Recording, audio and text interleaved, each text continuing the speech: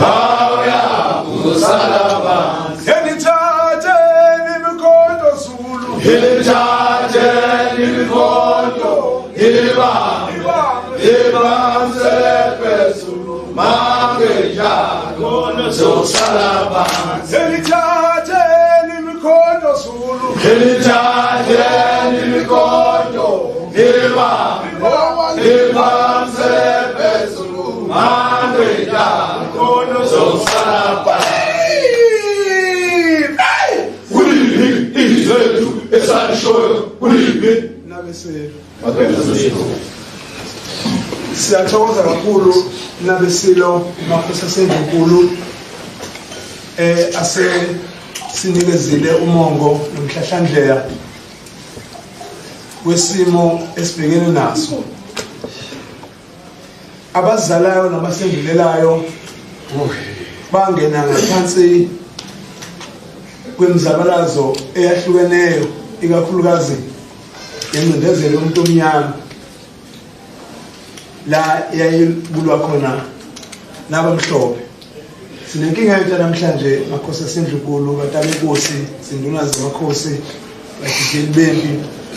Sinenkinga ezintsha esingazazi ukuthi sizoyibiza ngani. Siyathokoza kakhulu nxa Makhosi aseNdlunkulu eyibabazela iNgonyama unomthebe wethu indlela mithi yamakhosi. Ngiyasithokozisa ukusinikeza isiqongo esibili abadala ibona abakwazi ukulawula isimo ngendlela efanele. Sizoqhubekela phambili ke nabesilo ukuba sicele njengoba sengike ngasho ukuthi phakathi kwethu kukhona abadideli abaqhamuke ezifundeni ezehlukeneyo, kodwa ngiyafisa ukuthi sikhona endlini sekungene abadideli abavela esifundeni sasothukela induna uHlongwane Ngwane uhambisana nencwadi le yakithi endala umfowabo Sichitha Mthombo, yena odidiyela lapha emacikweni ngoba simasonke ukuthi insizwa yiciko ephiwe indlela esimanga Khabazela wena kaMavovo. Siyakhumbula nje lapha kwiKholenso namanje sisancinda odengezini osishunqisela lona Mumbo. Kuleli qophelo ngizocela nabesilo ukuphakamisa ukuba sedlulele kulihlangothi lwabadideli Makhosi aseNdlunkulu neinduna ezikhona ukube nazo ngezibe nalo ilaka endulo nabesilo. Uma kuvela umuko njengalo kwakubatshazwa basuke nje abantu boba bazi impela omama bazi babhenga uzidwaba beba bazi umuko oveleyo bewuqosha bethi awuyele. Yiso ke lesithangame noma yiso lesisigaba esikuso njengamanje sokhulekela ukuthi umdideli wamabutho esilo uGeneral Mhlongo eze ngapha naye abe nalo ilaka lakhe lokubabaza nokwenanela amakhosi aseNdlunkulu, nanokuthi ke asekushilo kuna nesiphakamiso esisobala nje sisho ukuthi engathi ngoba uNdunankulu wamakhanya ukhona phakathi kwethu aselekelele kuba asixhumanele noma akhande indlela yokuxhumana nobukhosi bakwamakhanya lensizwa lapha ivela khona. Wena waselangeni singineze ithuba didelo amabutho. Bengithi umdidelo uzoza ngomvumo ngoba phela mkhuzo wamabutho. Kuliphi izethu esalishoyo kuliphi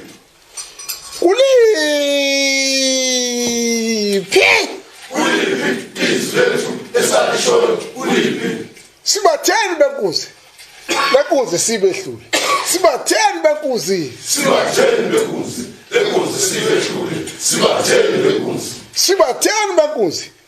sibehlule.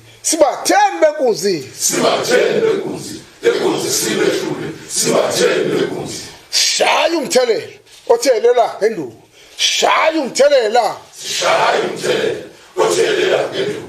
Shaya umthelela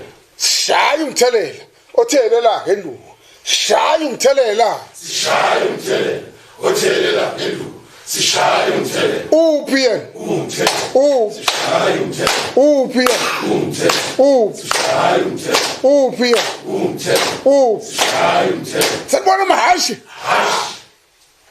hlale phansi siyakhuleka Makhosi naseNdlunkulu aphakathi kwethu sikhuleke kubantwana benkosi baseNdlunkulu sibingelele ondunankulu kwamakhosi akhona phakathi kwethu ahlukahlukene sibingelele nabadidiyeli beyifunda kaNtolo zonke ikhona empini yesilo samabadla indlu lamthi amakhosi sibingelele ngokukhethekile inkosi yamabhinqa amacingwane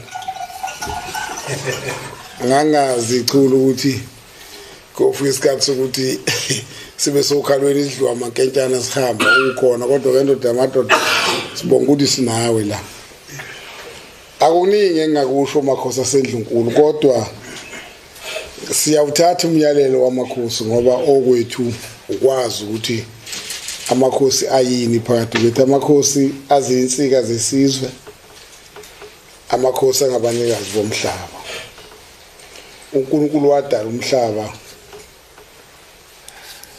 womisa phezulu kwezilwandle usekela phezu kwemfula wasethi ayobusa yonke lemfula namaqele namagquma amakhosi aseNdlunkulu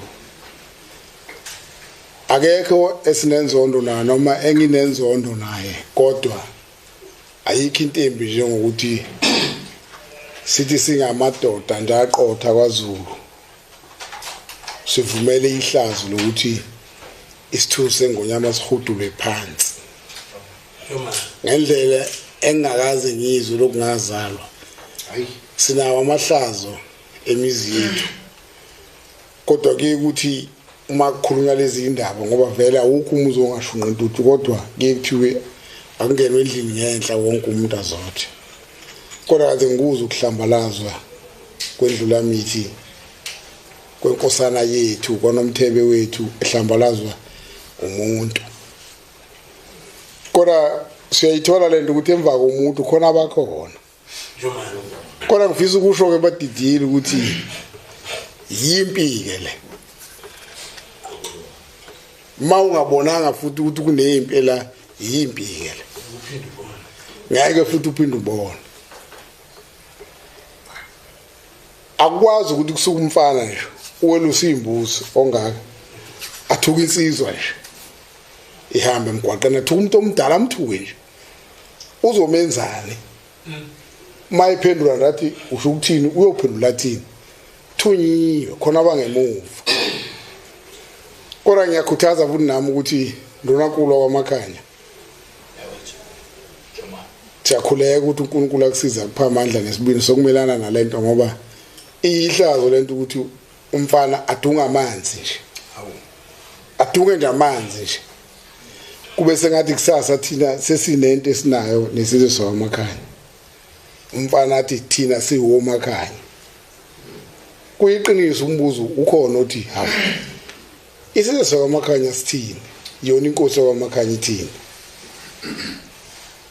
ngoba akekho umuntu la kwaZulu Natal nje okuthi unebutho noma unempi ngaphandle kwesilo amakhosi aseNdlunkulu agadele isilo intaba namagquma nempi uma ethi umuntu nami nginempi kusho ukuthi impi ke phela imelene manje ikelelene nami nginempi ikelelene ke lempi kodwa uNkulunkulu siyazi thina ukuthi uhlale ngakithi njengesizwe samaZulu lokho ukukhulunywa amakhosi ngiyakucela nami ukuthi sikwenze ixoxo lento asondele lo muntu asho inkinga yakhe isolve ngendlela amakhosi asho ngayo akukho kusha amakhosi aseNdlunkulu engikushoyo kodwa ngithi mina kubhlungu inhliziyo uma ngithukwa nje noma ngixekwa nje ngoba khona kodwa engibona ukuthi ku-wrong ngikwenzile kodwa futhi ngijabuliswa ukuthi kuthukwe mina kunokuba kuthukwe isilo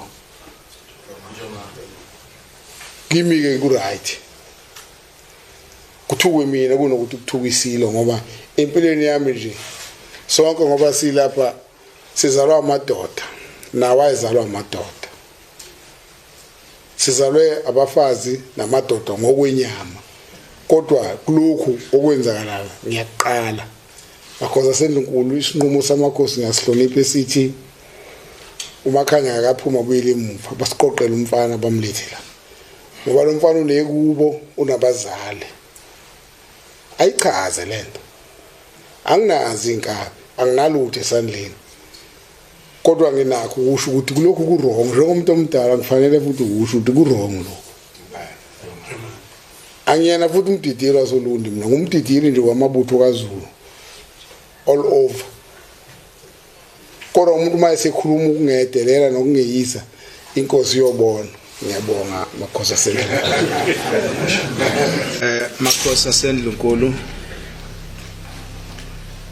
siyakhuleka induna zamakhosi ekhona abadidiyela bakhona umholi wamabhinca ngwana umholi wamabutho kaZulu Njomani cha umuntu sekukhulunyiwe ngomthetho kodwa nje kubalekile la ukuthi umuntu azosho ukuthi sizoyibika ukuthi njengoba siphelele la endlini asihlangene nalento enziwa lo muntu njengamaZulu ngoba njengoba silana nje Makhosi aseNdlunkulu yebo khona siyakhuluma ukuthi khona lento okuthiwa intando yeningi ukuthi umuntu asho lokho akushoyo khona into eyodwa nje ebuye ibe inkinga ukuphuma kwelanga nokushona kwalo akaze kushintshe okuchaza ukuthi mangisho kanjalo singaba kaZulu njengoba lokusazalo saba kaZulu ukuphuma kwelanga nokushona kwalo njengoba ngashintshanga nathi futhi asishintshile kodwa indlela esenza ngayo njengamanje imizi yonke nje obikhona nje ineyindaba zayo njengakhona eNdlunkulu ikhona indaba zakhona engazi impela ukuthi mina njengogwala njengoba ngimlana nje ngangena kanjani khona eindabeni zaseNdlunkulu ziyohlale zikhona futhi angeke iphele manje nangamzuku singasekho emhlabeni ziyohlale zikhona kodwa into eyumsebenzi wethu thina ukuvikela ukuthi singalimali njengoZulu ukuba uZulu akuzalwanga ukuthanda komuntu nje ungasho ukuthi isakhiwo sasidalwe uyena umdali wayedala izulu nomhlaba okuthiwa uNkulunkulu ngoba masokhuluma ngelembe yebo khona kwakuyilembe njengoba sisho akekho umuntu oyedwa ongaphendula abantu ukuthi bekhonze yena siwuZulu nje ngenhloso yokuthi umdali wayevele eshilo ukuthi akube khona indlela ukuthi umuntu mephila kube khona legcina khona hayi nje kube njengebhola ukuthi kuhlale ground akukho la kugcina khona into engagcini ayisebenzi usho ukuthi singabe sinabantu abangenamsebenzi njengoba sikhona emhlabeni makuthiwa asikaze sibe ngaphansi kweumbrella yokuba uZulu ngakho ke into eyenziwa umfana lokuthiwa uMax ayisizwe sikaMageba angisho ukuthi zizonke izinto ufanele ukuthi abekezelelwe ukuthi azafike la phakathi kwethu bengifisa ukuthi sikuhlanganise lokho uthi lo mfana ukukhuluma lokho akakhulumeli yena kodwa bakhona bangemva kwakhe usho njalo njengoba esho njalo kuchaza ukuthi laba bangemva kwakhe siyafisa ukuthi eze nabo ukuze sibabone ukuthi sekukhona yini omunye umuntu ongase aphumele eceleni kwalokho esiyikho yena uyibiza ngubani ngoba uthi uyivikela bukhosi uzethu uyivikela bukhosi usho kanje njengoba ngisho uthi uyivikela bukhosi siyazi ukuthi endlunkulu zikhona indaba zakhona ezingasiphathi ke nokho kahle ngoba sikujabuleli thina ukuthi abatwana besilo ngonyama esikhotheme umdlokombane asikujabuleli ukuthi abezwana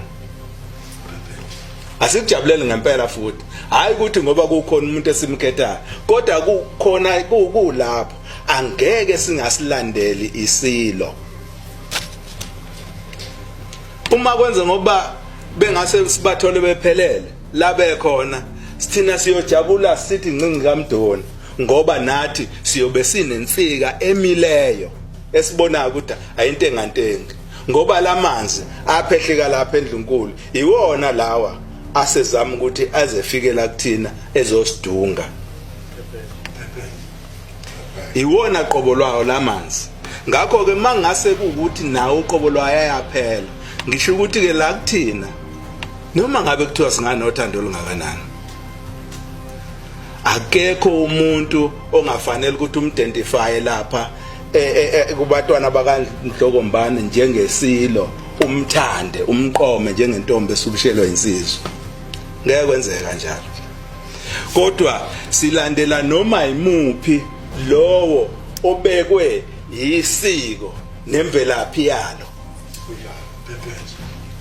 yiloko kuphela hayi ukuthi isilo esikhona sisithanda ebusweni cha hayibo kanti siyaqoma nthini ngoba thina silandela umthetho ukuthi izinto zonke zihambe ngendlela okuyiyo ngakho ke njengesizwe hayi sizokulwela ukuba amaZulu njengoba siyiwona futhi akekho umuntu oyosigudluza kulokho ebese singazazi ukuthi singobani ngoba akufanele uma uhlangana nami uthi uma ubuza ugwala kuphi na angazi kusho ukuthi sangithi sengiyesaba ukuthi kwaZulu kusho ukuthi ngugwala nje emoyeni ngoba ngeke ngisho ukuthi ngugwala kagwala ngiyayizwa lento ukuthi ayina meaning ukuthi ngugwala kagwala kuphi kagwala ayikho into enjalo ngithi ke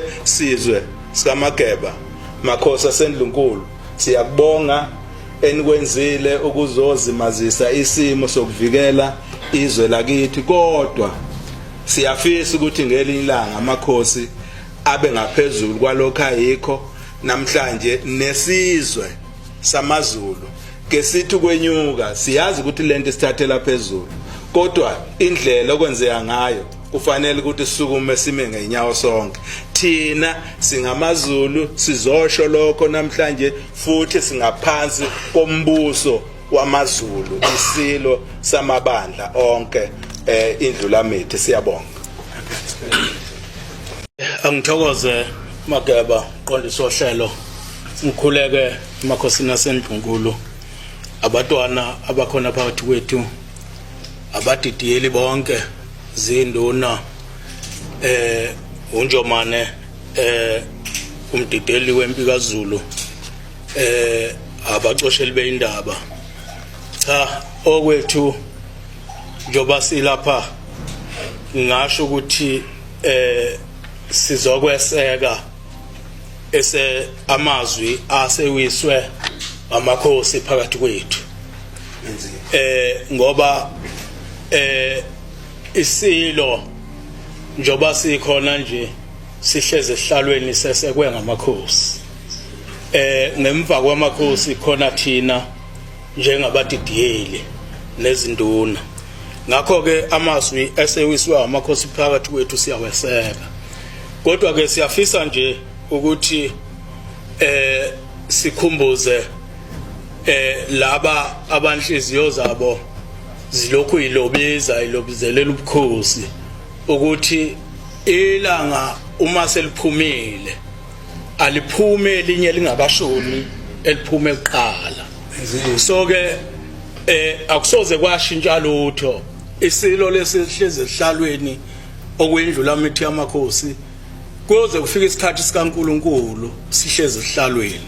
So ke laba ke abahambe bethuma ingede zabo ukuba icokofula isilo, siyaxwayisa nje ukuthi kumkhubo omubi lokho, kukuziholela ophathe, ngoba ilembe elabumba lesi sizwe sikaZulu alisoze sakuthanda lokho.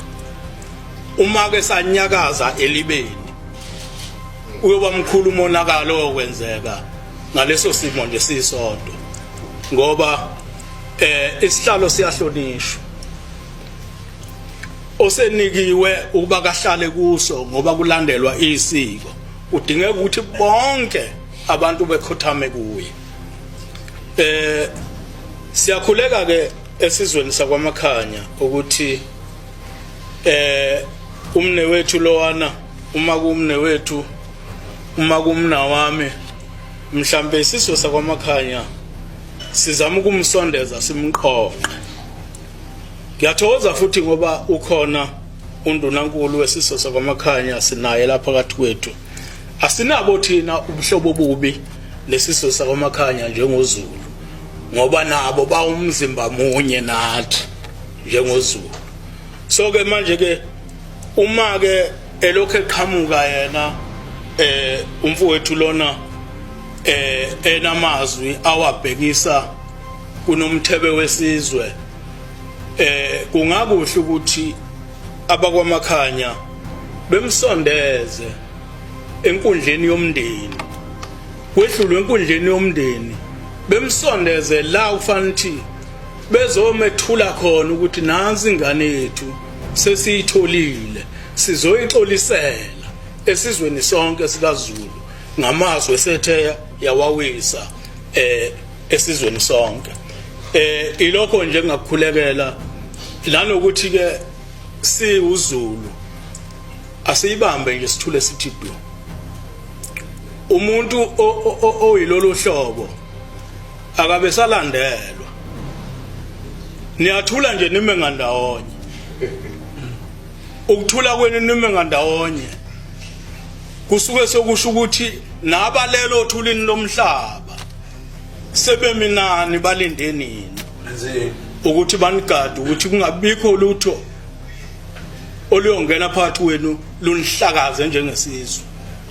Ngiqonda ukuthi ke siyamkhulekela ke mfokaMakhanya ukuthi engathi abakubo abakhonze kulesizwe sakwaZulu bengamkhumbula, nabasebelele uthulini lomhlaba kebethi kumnyakazisa nje bemvusa umayelele ukuthi vuka sekusile, kwenzela ukuthi naye ikhumbule ukuthi umzimba munye kanye nathi.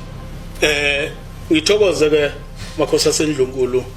Hello Mzansi, welcome to Mkosasa Mzansi. If today is your first time visiting this channel, please do the right thing and click the subscribe button, and also don't forget to smash the like button. Indlunkulu beyihlangene itolo kumhla ka-1 April 2025 lapha eBeverly Hill ayehotela lelaphana akwamhlanga eKZN, but ngithi alizaba le-TikToker uMax Makhanya rather lo bekabonakala enkundleni yokuxhumana kakhulukazi iTikTok athuka uKing Mrs Zulu ampita ngokuthi utalule esibelethweni lesingcolile. Hey guys, ukhuluma into letiningi angamisi Zulu kanti umuntu vele lothanza ukuthuka abantu acala abantu lapha kuma social media platforms. Yabona social media platforms if ufuna usebenzisa angendlela lebi guys ngekudestroy because bamxoshana semsebentini.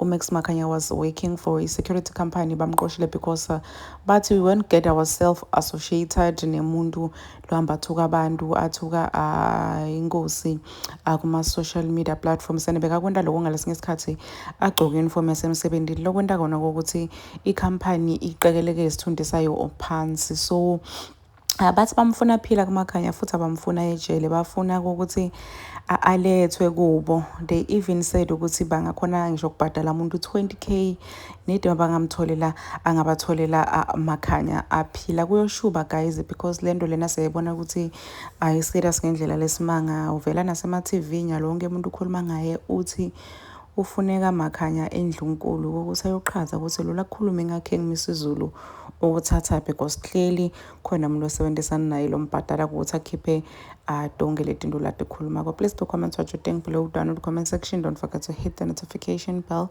I am signing out. Goodbye.